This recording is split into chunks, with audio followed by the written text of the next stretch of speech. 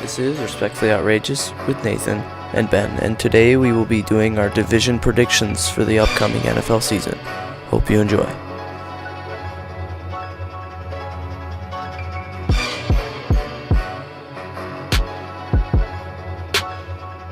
Welcome back to our division predictions for the 2018 NFL season. We'll be sticking in the AFC, and we will move on to the AFC East. I'll be starting since you start on the North, Fair. all right? So, in this division, we have the Patriots, the Bills, the Jets, and the Dolphins. This division, kind of like the AFC North, is pretty stagnant in terms of I don't think a lot of things are going to shake up here. Dolphins didn't make a ton of moves in the offseason. Right.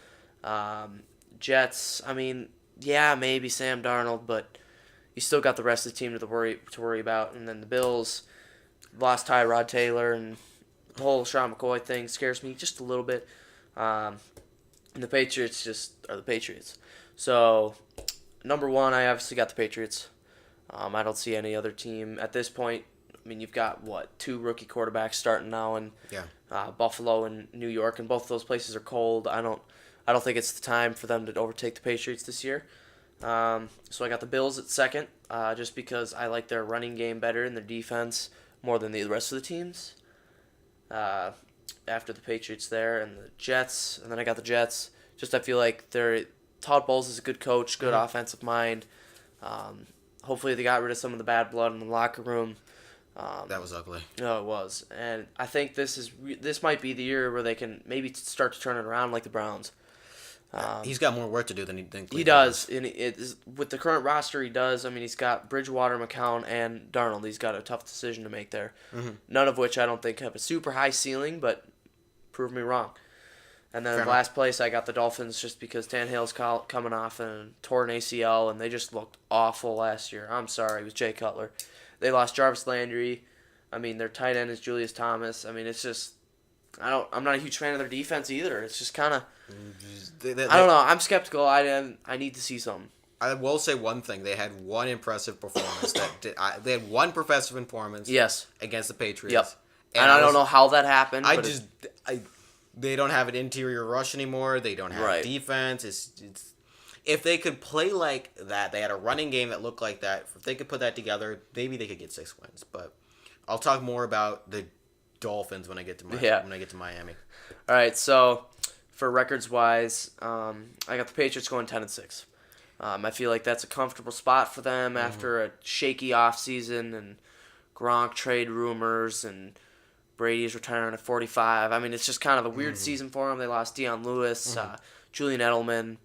It's just I think they drop off a little bit. I still think they're good. I mean, they obviously have Tom Brady. Yeah. You can't discount that. Right. So I got them going 10-6.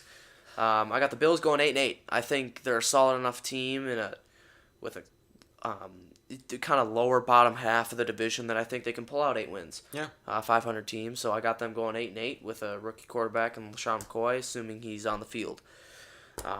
Jets, I got them going 7-9. Again, I just feel like they can squeeze out 7 wins. Yep. I think they're good enough that they can fight in those big games, but they're going to lose those big powers. So I'm going to go 7-9, and then the Dolphins 5-11. Okay. I think maybe 6 wins, but nothing more than 8. Okay. Nothing more than 500. Yeah. Basically, I'm going to reiterate what you said about the offseason. Nothing really to write home about. Nothing massive. People are like, the Jets won the draft. Really? Did they? No, they didn't. So I'm going to really just talk about New England's going to win because it's kind of not to the degree of what's happening in Pittsburgh, but they don't have anybody to come after them. Right. So the New England's going to take it. And then Buffalo is the closest, but they're not close enough. And New England and Buffalo kind of like not really connected from everybody else. They're kind of just too far ahead, but Buffalo's far enough behind. And then I have the Jets at third with Miami right there. So I'm going to look at schedules now. New England's going to go right around 11-5. Yeah. Okay. They're going to have some maybe 10-6, but those losses might surprise you. And some of those wins are going to be more stressful than some Patriots fans would want. It's not they're not the team that everyone thinks that they are anymore. They're Right. still good. They're Yes. still one of the playoffs. They're not falling off a cliff. Yeah.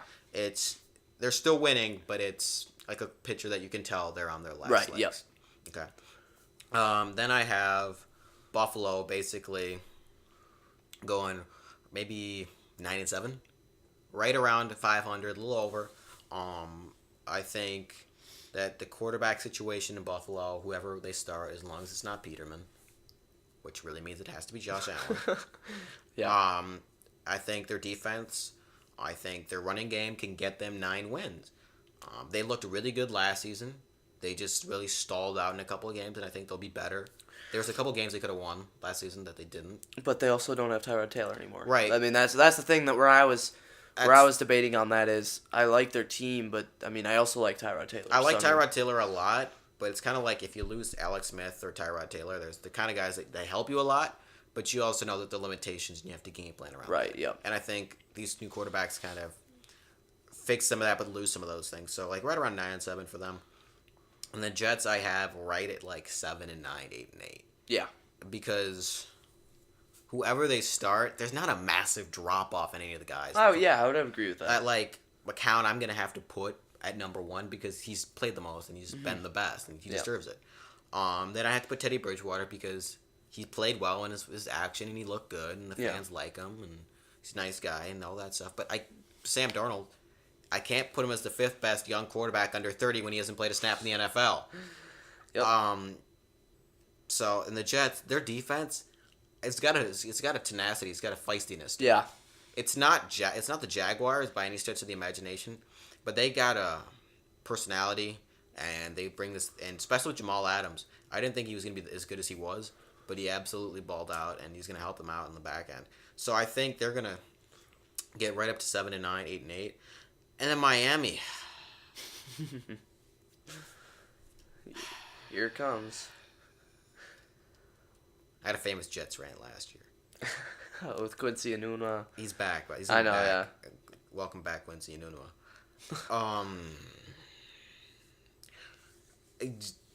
I mean, let's give them the benefit of the doubt that Ryan Tannehill comes back. Yep.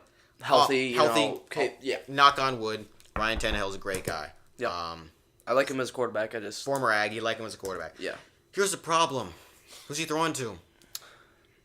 Who is he throwing to? Well, Julian Edelman after 4 games. Danny Amendola. That's Danny Amendola is your number 1. Really? Yeah. Danny, you don't have Josh McDaniels. It's not gonna work. Nope. And Danny Amendola is like 31. I mean, do you have Kenny Stills down there? Maybe. But you already know he's the original Butterfingers. Yeah. There's nothing good offensively that I can say yes. I mean, Kenyon Drake is a great I don't think so. great second. He's like a Jarek McKinnon for me. Yeah. I feel like he does better when he's not the star.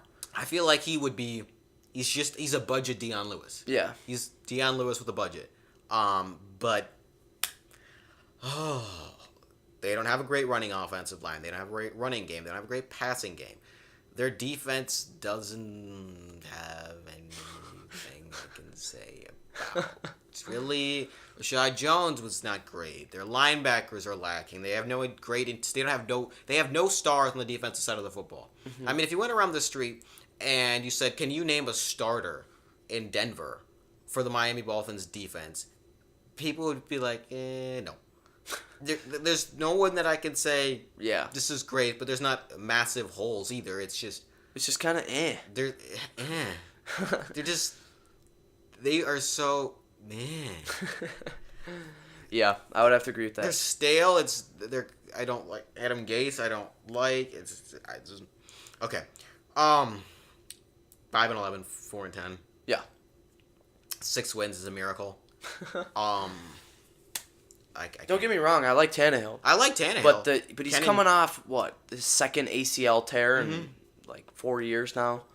Yeah, but he's not Andrew Luck that he can. There's with Andrew Luck, there's a lack of receiving talent besides T.Y. Hilton, right? That to throw to, but he's Andrew Luck, right? And this is Ryan Tannehill Yeah. throwing to Danny Amendola and Butterfingers. Yeah, and Julius Thomas is not the same Julius Thomas without Peyton, Right. So no. Yeah. All right, so that is our AFC East Yes. The AFC East division previews. We will continue this. We will do the AFC West next. The fun one. Exactly.